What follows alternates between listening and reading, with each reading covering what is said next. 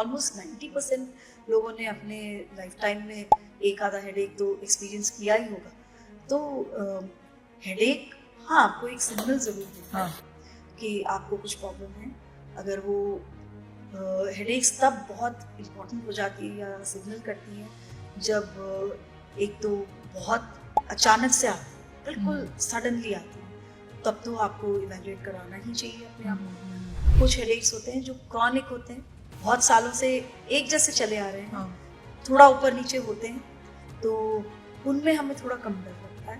लेकिन अगर हेडेक का कैरेक्टर चेंज होता है, पहले से आपको बहुत सालों से हेडेक है, लेकिन ये वाला हेडेक पहले वाले हेडेक से अलग है, कैरेक्टर में अलग है, सिवियरिटी में अलग है, ठीक नहीं हो रहा पहले जिस चीज से ठीक होता था, जिस दवाई से या जो आपको करने से ठीक होता था, वो अब नहीं हो रहा है, तो डेफिनेटली एक रेड फ्लैग है कि आपको जांच करा लेनी चाहिए। जनरली ब्रेन का एक हिस्सा होता है जिसमें जो नर्व सेल्स होते हैं वो अबनॉर्मली डिस्चार्ज करते हैं, तो वो स्प्रेड करता है, तो वो एपिलेप्टिक्स में, तो जिनकी टेंडेंसी ज़्यादा होती है उनको से होती है। मेंटल ट्रॉमा अगर काफ़ी सिग्निफिकेंट हो तो मेंटल हेल्थ पे जो तो काफ़ी असर पड़ता है।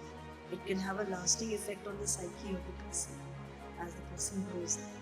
So sometimes what happens is वो ऐसा लगता है कि child has forgotten, but it is there in the subconscious mind. दोस्तों, दिमाग की सेहत उतनी ही जरूरी है जितनी की दिल की। आज हमारे साथ हैं doctor Bhargavi from PS Rai hospital, senior neurologist, जो स्ट्रोक, एपिलेप्सी और ब्रेन हेल्थ के सीक्रेट्स पर हमारे साथ बात करेंगी। तो चलिए समझते हैं कि दिमाग को फिट रखने के लिए हमें क्या क्या करना चाहिए। सबसे पहले तो welcome doctor to our channel. Thank you very much for calling me here. तो डॉक्टर, मेरा पहला सवाल है कि स्ट्रोक के अर्ली साइंस क्या होते हैं और हमें फर्स्ट एड क्या देना चाहिए? ये जान लेना जरूरी है कि स्ट्रोक दिमाग के एक हिस्से को सुन्न कर देती है या पैरालाइज कर देती है, बिकॉज ब्लड सप्लाई उस जगह के लिए कम हो जाती है। तो कुछ स्पेसिफिक साइंस हम लोग अगर रिकग्नाइज कर लें जल्दी, तो जल्दी हम लोग रिएक्ट कर सकते हैं। एक एक्रोनिम दिया गया है बी फास्ट, जो बहुत पॉपुलर है। उसमें बी इज फॉर बैलेंस, अगर बैलेंस की प्रॉब्लम आ जाए। E is for eyes, I site में कमी आ जाए। F is for facial symmetry या फेशियल वीकनेस, तो अगर उसमें कोई भी प्रॉब्लम आ जाए, फेस एक हाफ का इन्वॉल्व हो जाए, पैरालाइज हो जाए, तो ये है। A is for arm, arm में वीकनेस आ जाए, आर्म या leg, arm and leg actually for limb, so limb weakness आ जाए। And S is for speech, speech में कोई भी प्रॉब्लम आए या लैंग्वेज में कोई प्रॉब्लम आए, बोलने में दिक्कत आए, स्लरिंग आ जाए, तो हमें टाइम से, टी इज फॉर टाइम से पेशेंट को हॉस्पिटल ले जाना चाहिए। So the first aid is mainly that you have to take the patient immediately to the nearby hospital, preferably which has a facility for stroke management. Doctor, angiography क्या होती है और stroke patients के लिए ये कब जरूरी होती है? अधिकतर या लगभग सारे स्ट्रोक के पेशेंट्स सब्जेक्ट होते हैं एंजियोग्राफी के लिए। और जैसे मैंने पहले बताया, स्ट्रोक ब्लड वेसल यानी खून की नली को या तो ब्लॉक होने की वजह से या फट जाने की वजह से वो एरिया को खून नहीं मिलता है, कोई न्यूट्रिएंट्स और ऑक्सीजन नहीं मिलता है, इसी वजह से स्ट्रोक होता है। तो एंजियोग्राफी एक प्रोसीजर है जिसमें थोड़ी सी यूजुअली डाई से ही होती है, और उसमें डाई देके ब्लड वेसल्स को हाईलाइट किया जाता है, उसको चेक किया जाता है। तो that is what is angiography. तो कुछ प्रोसीजर्स बिना डाई के भी होते हैं, यानी बिना कॉन्ट्रास्ट के भी होते हैं, तो वो डॉक्टर डिसाइड कर लेते हैं कि सो डॉक्टर, क्या हार्ट रेट मॉनिटर्स स्ट्रोक या एपिलेप्सी के रिस्क को डिटेक्ट कर सकते हैं? हार्ट रेट मॉनिटर्स जो होते हैं, जो आप स्मार्ट वॉचेस वगैरह में बता रहे हैं, तो वो आपके रिस्क को तो नहीं डिटेक्ट कर सकते। तो आप हार्ट रेट हमारा सुबह से शाम तक, जब 24 घंटे में बहुत चेंज होता है, हमारी एक्टिविटीज के साथ चेंज होता है, हम एक्सरसाइज कर रहे हैं तब चेंज होता है, स्लीप के टाइम पे चेंज होता है। तो हार्ट रेट मॉनिटर्स ऐसे बहुत ज़्यादा आपको इंडिकेट तो नहीं करते, लेकिन किन्हीं बहुत अबनॉर्मल कंडीशंस में अगर हार्ट रेट बहुत परसिस्टेंटली हाई या ऐसा आ रहा है और रिदम की अबनॉर्मैलिटी इंडिकेट कर रहा है, तो हाँ, in those instances. But in normal public, I don't think it detects, I mean, it is commonly, it's not a commonly detectable thing in the general public. क्या लॉन्ग आवर्स तक बैठना हमारे लिए स्मोकिंग जितना डेंजरस है? बिल्कुल बिल्कुल, आजकल यही कह रहे हैं कि sitting is the new smoking. So sedentary lifestyle जैसी हमारी हो गई है, बैठ के कंप्यूटर पे काम करते हैं, ये अधिकतर लोग यही काम करते हैं, उनका चलना फिरना नहीं होता है एक ही डेस्क पे। सो उसकी वजह से हम लोगों की एक्टिविटीज़ बहुत कम हो जा रही हैं। उसकी वजह से जो सेकेंडरी इफ़ेक्ट्स हैं, like increase in weight and resulting in diabetes and other lifestyle related disorders, ये सब हो रहे हैं। सो डेफिनेटली हम लोगों को अगर हमको प्रिवेंट करना है ये लाइफस्टाइल रिलेटेड जो बीमारियां हैं, डायबिटीज हो गई और हाइपरटेंशन भी for that matter, and several other chronic illnesses, जो उनको प्रिवेंट करने के लिए हमको हमारा काम तो हम लोग अधिकतर चेंज नहीं कर पाते हैं, तो हम लोगों को एडिशनली एक्सरसाइजेस के लिए टाइम निकालना चाहिए। सो मतलब at least minimum of 1 hour of exercise, good exercise in which we get tired is important. Doctor, क्या अनडायग्नोस्ड हाइपरटेंशन स्ट्रोक या ब्रेन डैमेज का रीजन बन सकता है? बिल्कुल, कई बार बिकॉज हाइपरटेंशन यानी ब्लड प्रेशर की प्रॉब्लम जो है वो साइलेंट ही होती है, अनलेस हम लोग उसको पिकअप करें बाय मेजरिंग इट, वो साइलेंट ही होती है, उसके सिम्टम्स कुछ होते नहीं हैं, और वो तभी पता चलता है अगर वो बहुत हाई होता है तभी हेडेक होता है, या तभी जो जनरल नॉलेज में है कि गुस्सा आता है तो इसका मतलब ब्लड प्रेशर है, ये गलत है। 99% ब्लड प्रेशर जो ऑन द हायर साइड रहते हैं वो साइलेंट ही होते हैं। सो बिल्कुल हमारे पास बहुत सारे पेशेंट ऐसे आते हैं जिनको स्ट्रोक होता है, उनको पता नहीं होता कि उनको ब्लड प्रेशर की प्रॉब्लम है। So blood pressure time to time देख लेना चाहिए, और आजकल तो मशीन्स आर अवेलेबल। एपिलेप्सी के कॉमन ट्रिगर्स क्या होते हैं और उनको कैसे अवॉइड कर सकते हैं? Epilepsy is actually a tendency to have seizures. Seizure होते हैं जिनको हम लोग हिंदी में दौरे बोलते हैं, मिर्गी के दौरे बोलते हैं। तो there is a tendency in the person to have seizures, higher tendency than anybody else in the people who do not have epilepsy. तो एपिलेप्टिक सीजर वो क्यों होता है? वो सीजर इसीलिए होता है कि एक इस ब्रेन जनरली ब्रेन का एक हिस्सा होता है जिसमें जो नर्व सेल्स होते हैं वो अबनॉर्मली डिस्चार्ज करते हैं बिजली, तो वो स्प्रेड करता है, तो वो एपिलेप्टिक सीजर। तो जिनकी टेंडेंसी ज़्यादा होती है उनको एपिलेप्सी होती है। सबसे कॉमन ट्रिगर्स होते हैं जिनको ऑलरेडी एपिलेप्सी है, उन्होंने देखा होगा खुद भी कि अगर कम सोते हैं या जैसे 7 से 8 घंटा सोना चाहिए प्रेफरेबली रात में, तो अगर वो नहीं करते हैं, देर से सोते हैं जल्दी उठते हैं, तो सीजर प्रेसिपिटेट हो जाता है। या फिर कोई फीवर होती है, कोई और बीमारी होती है, तो उससे भी सीजर प्रेसिपिटेट हो जाता है। कभी कभी बहुत एक्सेसिवली स्ट्रेस्ड होते हैं तो उससे प्रेसिपिटेट हो जाता है सीजर। और बहुत जैसे कोई दवाइयाँ कुछ होती हैं, एंटीबायोटिक्स होती हैं, उनसे उनको खाने से सीजर हो जाता है।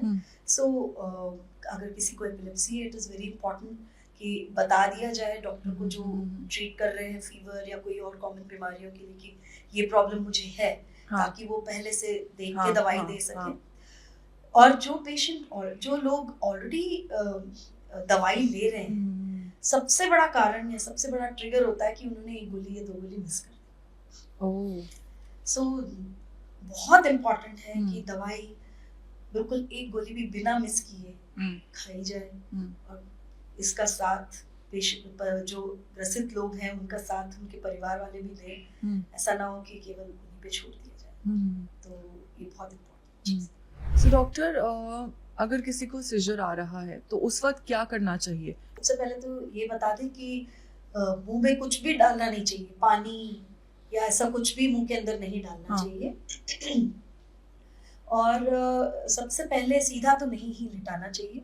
हमें पेशेंट को या जिसको दौरा पड़ रहा है उनको चोट से बचाना चाहिए। आसपास कोई नुकीली चीजें हो, हार्ड चीजें हो या ऊपर से गिरने के जैसे हो रहे हो तो उनको बचाना चाहिए। दूसरा, उनको करवट दिलवाना चाहिए, चाहे राइट या लेफ्ट, करवट दिलवा देना चाहिए, खासकर जब खत्म हो रहा हो तब।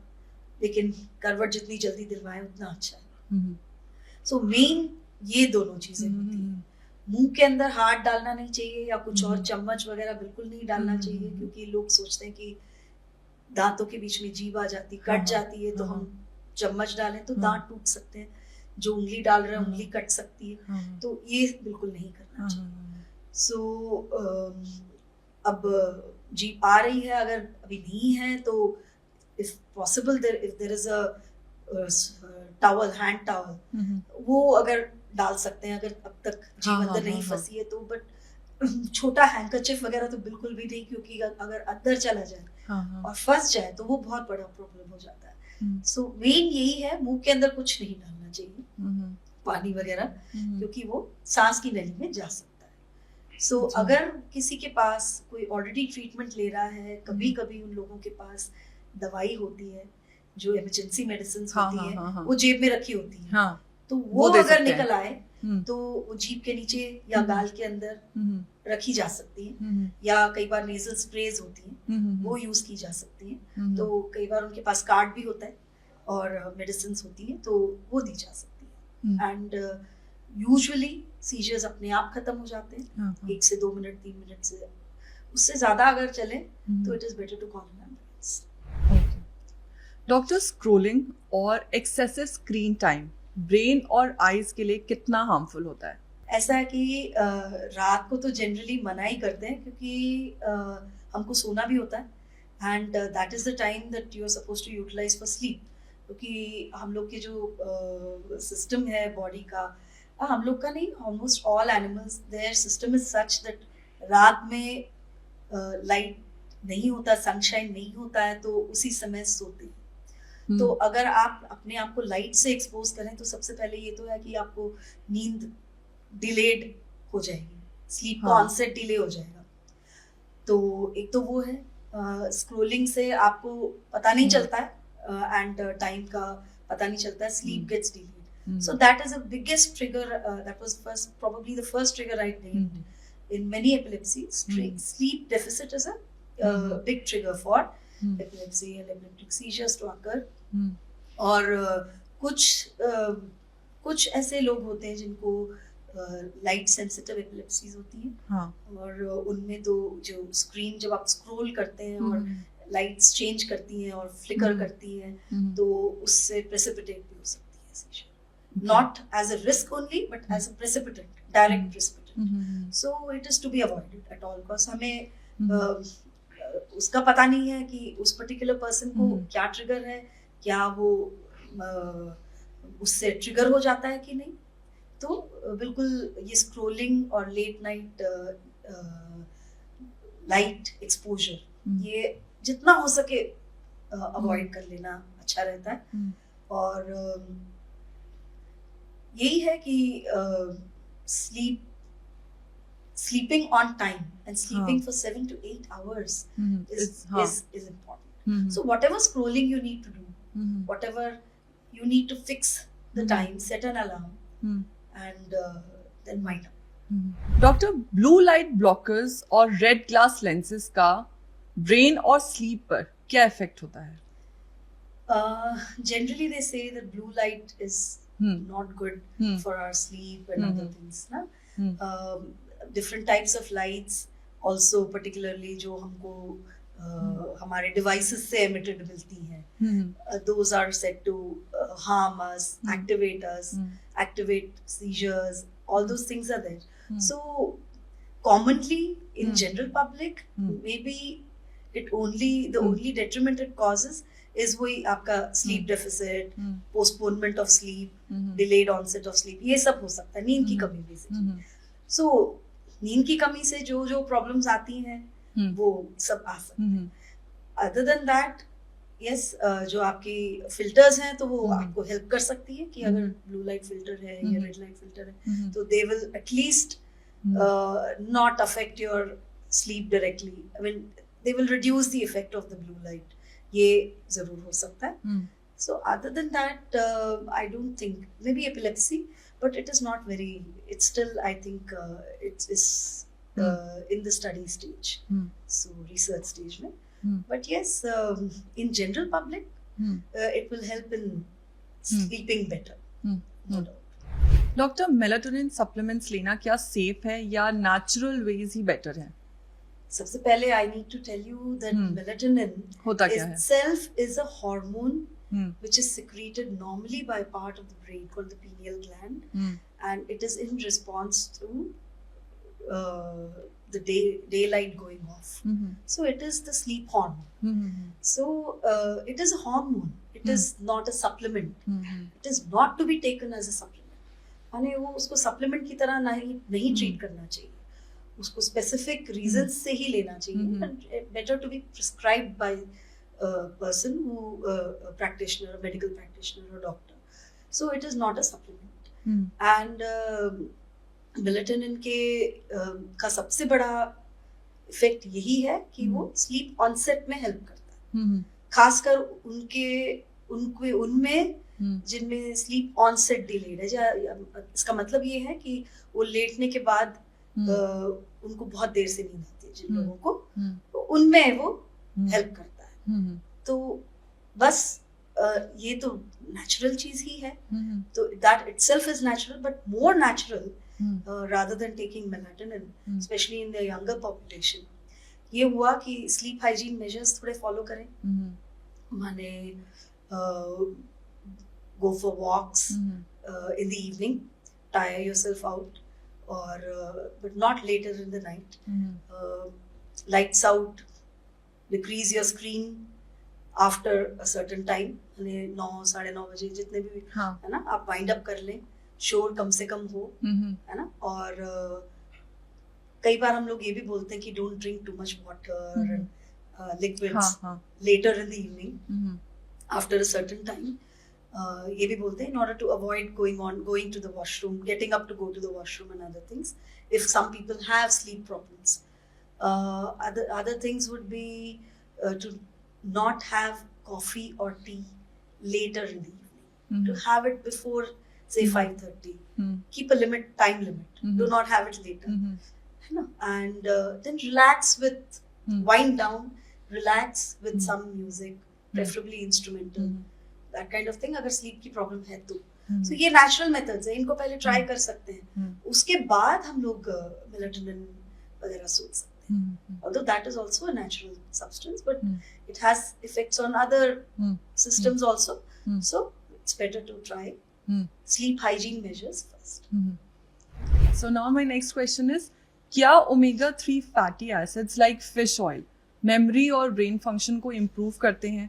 Actually, हाँ, omega-3 supplements are known to, और जो in fact people who eat more of fish and seafood fish, they are said to live longer. And in fact they say वो Mediterranean diet के लिए बोलते हैं कि उसमें fish बहुत होता है, उनमें longevity, और longevity of course is related to वही आपका brain health, आपका heart health और ये सब बोलते हैं. बिल्कुल. और हम लोग अगर नहीं खाते हैं, नहीं हमको access है, या उस हद तक हम लोग डाइट में इंक्लूड नहीं कर सकते हैं, तो हाँ, सप्लीमेंट्स लेने में कोई, in fact they would help you only. Omega-3 as capsules or soft gels हम लोग ले सकते हैं. They will help. See, they all help in, I would say, the health of the blood vessels. So, if you keep your blood vessels healthy for longer duration, till longer in your life, obviously आपके सारे ही organs better रहेंगे, और memory भी, और हाँ cardiovascular health भी, सब कुछ ही बेटर रहेगा. So brain health will directly be affected by your blood vessel health, and that is why it is beneficial. So foods to eat and foods to avoid for healthy brain function. The main thing to avoid is all types of processed food. है ना? So whatever is people say whatever is white is to be avoided except dairy. So I think it makes sense because हम लोग sugar is highly processed. हम लोग को तो normally sugar की availability होनी नहीं चाहिए, nature में तो नहीं है. So we should avoid as much as possible. Salt कम से कम हमको लेना चाहिए, और बाकी जितना हो सके रॉ और लेस कुक्ड वेजिटेबल्स हम जितना इंक्लूड कर पाएँ वो अच्छा है. हम लोग के लिए जो प्रोसेस्ड फूड्स में तो हमको चिप्स और मैदा से बना हुआ और वो सब भी बहुत आता है. So all those things we should actually avoid because they increase the blood sugar levels very quickly in our blood, and they cause, they affect our health because of the metabolic changes, because of higher sugar levels, higher insulin levels resulting. So हमको वो जितना हो सके avoid करना चाहिए. जितना हो सके हमें सैलड्स एंड रॉ फ्रूट ये इंक्लूड करना चाहिए, और बाकी pulses and a very balanced diet would be far better than taking one type of food always. So ये do's and don'ts में तो यही है कि I think when we can talk about our Indian food also as a good balanced diet. We have vegetables, we have pulses, we have some meat, we have some fish. So carbohydrates in the required quantity. तो एक किसी भी चीज़ को हम लोग ज़्यादा लेते हैं तो वो अफेक्ट करता ही है ज़्यादा, फिर दूसरी चीज़ कम हो जाती है and the balance is not good. So that is what processed foods सबसे पहले अवॉइड करना चाहिए. डॉक्टर, ब्रेन के फोकस के लिए कौन से केमिकल्स ज़रूरी होते हैं? एज सच हम लोगों को एक्सटर्नली केमिकल्स तो लेने की एज सच आवश्यकता नहीं है. तो जो केमिकल्स हम लोग के अंदर ऑलरेडी बन रहे हैं उन्हीं को ही हमको, जिनको हम लोग हैप्पी केमिकल्स कहते हैं, इंक्रीज करना है. Those will be dopamine, those will be endogenous opioids जिसको हम कहते हैं, एंडोजेनस जो हमारे बॉडी के अंदर बनते हैं, एंड सेरोटोनिन, ये सब हमारे हैप्पी हार्मोन्स या हैप्पी केमिकल्स माने जाते हैं. And there are many ways of, in a healthy way, increasing these. So exercise is one way. Exercise is one way, and listening to music and other these activities increase your pleasure hormones, happiness hormones, and those will. Those are the chemicals that are required for you to improve your mental health. Brain health, of course, results from good mental health. They're almost synonymous. Actually क्या routine brain scanning कराना ज़रूरी होता है या जब symptoms हो तभी कराना चाहिए? देखिए, सिम्टम्स तो हमको बहुत बार होते हैं और अधिकतर बार सिम्टम्स होते ही नहीं. सो ब्रेन स्कैनिंग तो it should be recommended only if the symptoms also portend something serious, right? Something that is there in the brain which is to be diagnosed or to be ruled out. तो हमें तभी कराना चाहिए जब कुछ problem ऐसी हो या सिम्टम्स इस तरफ पॉइंट कर रहे हो कि हमारे ब्रेन के अंदर कुछ अबनॉर्मलिटी हो सकती है. Routine brain scanning, routine brain MRI, CT scan, ये तो टू बी अवॉइडेड. यहाँ पे हम लोग के पास बहुत ज़्यादा अवेलेबिलिटी है. It can be done even when the patient says I need it. तो it is to be avoided. It is to be preferably prescribed by a physician. Doctor, childhood mental trauma का brain पर क्या impact होता है? Mental trauma अगर काफ़ी significant हो तो मेंटल हेल्थ पे जो तो काफ़ी असर पड़ता है. it can have a lasting effect on the psyche of the person as the person grows up. So sometimes what happens is वो ऐसा लगता है कि the child has forgotten, but it is there in the subconscious mind. So it does affect the personality of the child, है ना. And अगर काफ़ी significant trauma होता है तो फिर it is manifest as mental health disorders. तो फिर अगर if a person is engaged in, or I would say affected by mental health disorders, वो productivity तो कम हो ही जाती है उनकी. mental productivity की बात कर रही हूँ, तो it affects all aspects of development ना. So definitely if it is identified early, है ना, it can manifest in many functional disorders. So if it is identified early, then unnecessary treatment avoid हो सकता है, और उससे side effects भी तो होते हैं unnecessary treatment से. और अगर identify होता है तो वो counseling और therapy वगैरह से हम लोग उसको early treat कर सकते हैं. तो फिर वापस बच्चे को या adolescent को track पे लाके development ठीक किया जा सकता है. So that way it is important to identify early mental trauma definitely. Doctor, Alzheimer's, dementia और पार्किंसन में क्या डिफरेंस है? Alzheimer's is a type of dementia.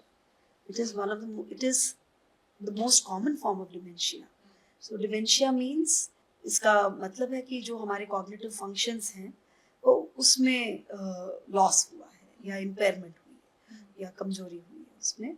तो cognitive functions में memory तो prominent है सबसे. तो Alzheimer's जो है memory को affect करता है, और भी कई disorders होते हैं जो memory को affect करते हैं. तो it is one of the cognitive impairments. It is, हम लोग ऐसा भी बोलते हैं कि they are part of neurodegenerative disorders, माने कि जिसमें जो degeneration होती है brain की वो उसका एक type है. तो पार्किंसन भी उन्हीं में ही आता है. सो पार्किंसन में पार्किंसन डिजीज और या पार्किंसोनिज्म जिसको कहते हैं, उसमें और अल्जाइमर्स में ये फ़र्क है कि वो उसमें ज़्यादा, पार्किंसन में ज़्यादा मोटर फंक्शंस अफेक्ट होते हैं. उसमें स्लोनेस होती है, ट्रेमर्स होते हैं, और उसमें स्टिफनेस होती है बॉडी की. हाँ, और उसमें भी कुछ हद तक कॉग्निटिव फंक्शंस अफेक्ट होते हैं, बट प्रोमिनेंट होते हैं ये मोटर फंक्शंस जो गड़बड़ होते हैं, जो अफेक्ट होते हैं. कॉग्निटिव फंक्शंस उतने प्रोमिनेंट नहीं होते हैं, और वो कई बार पता भी नहीं चलते हैं, और जांच करने पे पता चलते हैं. और जो बहुत ही ओवर्ट हो जाते हैं वो बहुत देर से होता है, मतलब कि जो नॉर्मल लाइफ अफेक्ट करेंगे कॉग्निटिव फंक्शन वो देर से होता है. जबकि अल्जाइमर्स और उनकी तरह की जो कॉग्निटिव इम्पेयरमेंट्स हैं वो उनमें ये कॉग्निटिव फंक्शंस प्रोमिनेंट होते हैं, बाकी हाथ पैर सब ठीक होते हैं, चलना वलना सब ठीक होता है. तो ये डिफरेंस है मेनली इनके बीच में. डॉक्टर, डिमेंशिया और पार्किंसन, इनको अर्ली डिटेक्ट करना पॉसिबल है? बिल्कुल पॉसिबल है. माने आज in the sense early detection का मतलब है कि हम तब डिटेक्ट करें जब वो आपकी डे टू डे लाइफ को अफेक्ट नहीं कर रहा है ना. तो उस समय अगर आपको कुछ भी आपके लव्ड वंस में, आपकी फैमिली में कुछ भी चेंजेस नजर आए, थोड़ी स्लोनेस हो या कुछ इस तरह का कुछ मेमोरी लैप्सेस आपको लगता है कि हो रहे हैं, तो हाँ, it is good to approach a neurologist and get the person checked for there are ways of checking memory also. Scales वगैरह अप्लाई कर सकते हैं, और एग्जामिन करके, हिस्ट्री एग्जामिनेशन के साथ मेमोरी स्केल्स वगैरह सब लगा सकते हैं, जिससे कि हमें पता चले. अर्ली डिटेक्ट करने से ज़रूरी नहीं है कि हमें ट्रीटमेंट भी साथ के साथ शुरू करना है, लेकिन हाँ ये है कि हम लोगों को पता चलता है कि ये दिक्कत आ गई. Before the onset of illness अगर हमको पता करना है तो उसके लिए अभी मुझे लगता है कि जो बायोमार्कर्स होते हैं वो अभी भी डेवलप ही हो रहे हैं. सो उतना आसान नहीं होगा before the onset of illness पता करना। सो अभी मुझे लगता है वो रिसर्च स्टेज में। डॉक्टर, क्या एक्सरसाइज डिमेंशिया और अल्जाइमर्स का रिस्क कम कर सकता है? बिल्कुल कर सकता है, बिल्कुल कर सकता है। It is as I said, वो हैप्पी केमिकल्स या जो आपका हैप्पी हॉर्मोन्स या वो they definitely prevent the degenerative process, है ना। तो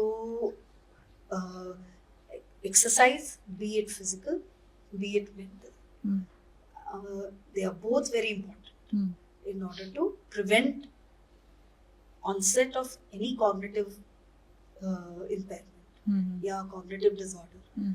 onset भी delay करता है और जो progression है उसको भी delay कर सकता है या slow down कर सकता है। so definitely और exercise या outdoor activities का तो वैसे भी और भी advantages हैं कि you go out, first thing you are exposed to the sunshine, second you are exposed or you meet a lot many people, so उससे भी हम लोगों को advantage मिलता है। so outdoor activities, physical activities and mental exercise दोनों का बहुत बड़ा रोल है प्रिवेंट करने में और प्रोग्रेशन स्लो करने। क्या सिटिंग लाइफस्टाइल अल्जाइमर्स का रिस्क बढ़ाता है? देखिए, अल्जाइमर का तो आई डोंट थिंक डायरेक्टली ये एक रिस्क फैक्टर है, लेकिन Alzheimer is as I said not the only neurodegenerative disease, है ना। अल्जाइमर के अलावा एक बहुत इम्पोर्टेंट कॉज है जिसको हम पहले वैस्कुलर डिमेंशिया बोलते थे तो या मल्टी इन्फार्क्ट डिमेंशिया बोलते थे। तो वो अगर ओवर्ट स्ट्रोक्स भी नहीं होते हैं, बड़े स्ट्रोक्स भी नहीं होते हैं जिसमें पैरालिसिस होती है, तो छोटे छोटे ब्लड वेसल्स जो होते हैं वो अफेक्ट हों और उनमें उनके अफेक्ट होने की वजह से हमारे ब्रेन में छोटे छोटे एरियाज वो खराब होते रहें over the period of time, over a period of many years. अगर ये होता रहे तो हम लोग का कॉग्निटिव फंक्शन तो डिक्लाइन होता रहेगा। तो that way sitting affects the health of the blood vessels, that is why it is going to affect us cognitively। तो वो सिर्फ अल्जाइमर के लिए नहीं है, cognitive impairment के लिए in general definitely it is a big risk factor। Doctor, क्या मेमोरी लॉस को रिवर्स करने का कोई साइंटिफिक तरीका है? देखिए, एक बार memory loss it really depends on वो मेमोरी लॉस हुई किस वजह से, है ना। तो ये मेमोरी लॉस कई बार डिप्रेशन के कारण से भी हो सकती है जिसको हम सूडो डिमेंशिया कहते हैं कभी कभी। डिप्रेशन की वजह से हमारी मेमोरी रिट्रीवल में प्रॉब्लम आ सकती है। सो उस केस में if you treat the depression then the memory problem may be sorted out if it is treated successfully. और अगर कुछ और डिजीजेस होते हैं जिसके कारण से, जैसे इन्फेक्शंस, ब्रेन इन्फेक्शंस हो गए, मेनिंजाइटिस हो गई, और कई ऐसे कारण बोलते हैं, ये कुछ मेटाबॉलिक डिसऑर्डर्स, लिवर, थायराइड, हाँ, विटामिन B12 डिफिशिएंसीज, ये सारी जो चीजें अगर इन्होंने कंट्रीब्यूट किया है मेमोरी डिक्लाइन के टुवर्ड्स, तो फिर रिवर्स हो सकती हैं। लेकिन अगर इन सब का कंट्रीब्यूशन नहीं है तो मेमोरी का डिक्लाइन यूजुअली प्रोग्रेस करता है, लेकिन हाँ, हम लोग स्लो डाउन या हॉल्ट शायद कर सकें, as I said, by mental exercises and other things. क्या इनसफिशिएंट स्लीप ब्रेन पर अल्कोहल से ज्यादा डैमेज कर सकती है? बिल्कुल, इनसफिशिएंट स्लीप हमने तो उसके संदर्भ में बोला ही था, एपिलेप्सी के संदर्भ में। Insufficient sleep can lead to it is a risk factor for chronic illnesses like blood pressure, और फिर वो आपके बाकी सारे डिसऑर्डर्स को तो अफेक्ट करता ही है। स्लीप हमारा जो है ना, इट इज, हम लोगों को ऐसा लगता है we are taking rest, however our brain is actually reinforcing, क्या मतलब वो आपकी मेमोरी को स्ट्रॉन्गर बना रहा है। जो जो मेमोरीज हमने दिन भर में एक्वायर की होती है, हाँ, उनको वो रीइंफोर्स कर रहा है बेसिकली, वो वहाँ पे स्ट्रॉन्गर बना रहा है, जो हमें चाहिए हाँ, वो रख रहा है, वो जो नहीं चाहिए हम्म, जो अननेसेसरी है उसको थ्रो आउट कर रहा है। तो basically repair and reinforcement of memory, so ये हो रहा है स्लीप के दौरान। सो नेचुरल है कि अगर हमारी स्लीप कम होती है तो हमारे ब्रेन फंक्शंस जो हायर कॉग्निटिव फंक्शंस भी हैं वो भी कम होते हैं। तो हम कह सकते हैं कि हर लोग सबकी स्लीप रिक्वायरमेंट एक सी नहीं होती है, और लेकिन ज्यादातर लोगों की 6 to 8 आवर्स तो स्लीप रिक्वायरमेंट होती है। तो उतनी अगर हम लोग दें अपने आप को, अपने शरीर को, तो हम लोगों की मेमोरी, हम लोग की कॉग्निटिव फंक्शंस, हम लोगों के लर्निंग एबिलिटीज, ये सारी बेहतर हो सकती है डेफिनेटली। डॉक्टर, क्या बिना स्ट्रेस के स्ट्रेस मैनेजमेंट टेक्निक्स फॉलो करना चाहिए? स्ट्रेस को अवॉइड करने के लिए भी स्ट्रेस मैनेजमेंट टेक्निक्स फॉलो कर सकते हैं है ना। स्ट्रेसर्स तो देखिए सबकी लाइफ में होते ही हैं, सो स्ट्रेस अवॉइड करने के लिए तो स्ट्रेस मैनेजमेंट टेक्निक्स मेरे हिसाब से बाकी सब लोगों के लिए तो यही है कि आप अगर योगा या मेडिटेशन या आप एक्सरसाइज रूटीन या सब कुछ फॉलो कर रहे हैं तो that itself is a stress management technique. बाकी म्यूजिक है, रीडिंग है, हॉबीज फॉलो करना है, ये सब तो these are the ones that you generally follow and these are to be followed by everybody। क्या एक हेल्दी लाइफस्टाइल न्यूरोलॉजिकल डिसऑर्डर्स का रिस्क कम कर सकते हैं? बिल्कुल कम कर सकता ही है। हम लोग जब रिस्क फैक्टर्स की बात करते हैं तो हम लोग non modifiable and modifiable risk factors की बात करते हैं। तो नॉन मॉडिफाइबल रिस्क फैक्टर्स जो वो होते हैं जो हम लोग चेंज नहीं कर सकते, लाइक हम लोग अपना एज तो कम नहीं कर सकते, age is a risk factor for stroke, है ना। सो एज तो बढ़ती जाती है कि सबकी, सो वो नॉन मॉडिफाइबल रिस्क फैक्टर है। और similarly gender is traditionally a non-modifiable risk factor. A lot of people will differ, but I feel it is a non-modifiable risk factor. तो ये है जो हम लोग हमारे जेनेटिक्स, किसी की फैमिली हिस्ट्री बहुत स्ट्रांग है अर्ली स्ट्रोक्स के लिए, या तो वो एक जेनेटिक्स एक नॉन मॉडिफाइबल रिस्क फैक्टर है। बट हम लोग अपना अगर लाइफस्टाइल हेल्दी रखें तो कम से कम हम we are not adding insult to injury, माने एटलीस्ट हम लोग उसको और वर्स तो नहीं कर रहे ना। तो इसीलिए it is important to follow healthy lifestyle, ताकि हम लोग कम से कम अगर हम लोग नॉन मॉडिफाइबल रिस्क फैक्टर्स को और खराब करने से तो कम से कम बचें। तो इस वजह से it is important for everybody to follow a good healthy as healthy as possible lifestyle. क्या हार्ट डिजीज का ब्रेन हेल्थ से डायरेक्ट कनेक्शन है? बिल्कुल डायरेक्ट कनेक्शन है। एज वी डिस्कस पहले भी हमने जो बात करी थी कि हार्ट और ब्रेन बहुत हाई डिमांड ऑर्गन्स हैं, तो उनको हम सारा टाइम ऑक्सीजन और शुगर्स चाहिए होते हैं अपनी न्यूट्रिशन के लिए, because they are functioning all the time, they are active all the time. So heart और ब्रेन इस वजह से भी कनेक्टेड है कि दोनों हार्ट डिजीज होती है तो हमको लगता है कि शायद ब्रेन डिसऑर्डर भी है, ब्रेन के ब्लड वेसल्स भी अफेक्टेड हैं। सिमिलरली जब कोई ब्रेन स्ट्रोक के साथ हमारे पास आता है तो हम हमेशा चेक करते हैं कि हार्ट हेल्दी है, कि उसमें कोई प्रॉब्लम है कि नहीं। सो ये तो एक ब्रॉड रीजन हो गया हम हार्ट डिजीज क्यों चेक करते हैं। Heart pumps blood to the brain as well, तो अगर हार्ट में कोई रिदम अबनॉर्मैलिटी होती है तो that directly affects, it is a direct risk factor for stroke. So much higher risk if a person has rhythm abnormalities, माने कि heart का रिदम जैसे चलना चाहिए वैसे नहीं चल रहा है, उल्टा सीधा चल रहा है और बहुत ज्यादा जरूरत से ज्यादा फास्ट चल रहा है इस तरह से, तो उसमें ब्लड क्लॉट्स हार्ट के अंदर भी फॉर्म होने के चांसेस होते हैं, तो जो डिसलॉज होके आपके ब्रेन के वेसल्स में जा सकते हैं और कहीं जा सकते हैं। तो इस वजह से भी हमारे तो heart health is directly that is why related to brain health, in particular stroke. Fatigue, headache, lack of concentration जो है, क्या ये अर्ली साइंस है ब्रेन डिसऑर्डर के?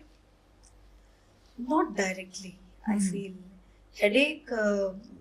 Headache is a very common disorder actually. मतलब बहुत सारे लोगों को हेडेक होता है। हम सब ऑलमोस्ट 90% लोगों ने अपने लाइफ टाइम में एक आधा हेडेक तो एक्सपीरियंस किया ही होगा। तो हेडेक हाँ आपको एक सिग्नल जरूर देता है कि आपको कुछ प्रॉब्लम है। अगर वो हेडेक्स तब बहुत इम्पोर्टेंट हो जाती है या सिग्नल करती है जब एक तो बहुत अचानक से आती है, बिल्कुल सडनली आती है, तब तो आपको इवैल्यूएट कराना ही चाहिए अपने आप को। और पहले कभी हेडेक इतना हुआ नहीं और हो गया अभी अचानक से, तो न्यू ऑनसेट, तो वो तो हमको इवैल्यूएट करना ही चाहिए, उसको सीरियसली लेना ही चाहिए। कुछ हेडेक्स होते हैं जो क्रॉनिक होते हैं, बहुत सालों से एक जैसे चले आ रहे हैं, थोड़ा ऊपर नीचे होते हैं, तो उनमें हमें थोड़ा कम डर लगता है।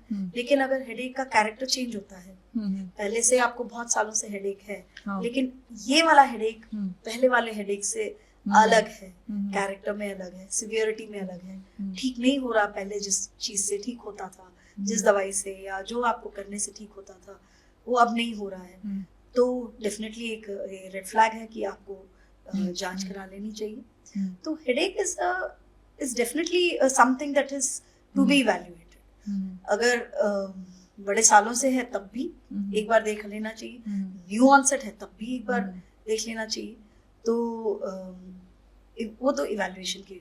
Fatigue is more general, so fatigue शायद डायरेक्टली आपको ब्रेन डिसऑर्डर की तरफ ना ले जाए। सेम विद कंफ्यूजन, मतलब लैक ऑफ कंसंट्रेशन, तो वो भी जरूरी नहीं है कि ब्रेन डायरेक्टली ही उसमें अफेक्ट हो रहा हो, आपको बाकी चीजें भी देखनी चाहिए, क्योंकि कई बार देखा गया कि किडनी फंक्शंस ठीक नहीं है या लिवर फंक्शंस ठीक नहीं है या डायबिटीज है, अनकंट्रोल, तब भी ऐसा होता है। तो इस वजह से, और कोई ऑटोइम्यून डिसऑर्डर होता है, जैसे कोई रूमेटॉइड आर्थराइटिस है, या उनमें भी patient does not feel too good, थकावट होती रहती है, इनफैक्ट थोड़ा बहुत फीवर भी होता है कई बार, तो लो ग्रेड, तो इन सब में भी फटीग, लैक ऑफ कंसंट्रेशन, ये सब, when you are not well then you can't concentrate, तो वो बहुत जनरल है और उसके लिए सिस्टमिक बाकी चीजें भी हमें देखनी चाहिए। लेकिन हाँ, हेडेक इज समथिंग जिन कंडीशंस में पर्टिकुलरली मैंने बताया, तो वो जरूर ब्रेन की प्रॉब्लम की तरफ आपको ले जा सकता है। कम से कम इवैल्यूएशन तो करना जरूरी है। डॉक्टर, मेरा सवाल है, क्या ब्रेन प्लास्टिसिटी की वजह से हम अपनी मेमोरी और फोकस को इम्प्रूव कर सकते हैं? बिल्कुल। ब्रेन प्लास्टिसिटी क्या होती है, सबसे पहले तो हमको समझना चाहिए। इसका मतलब ये है कि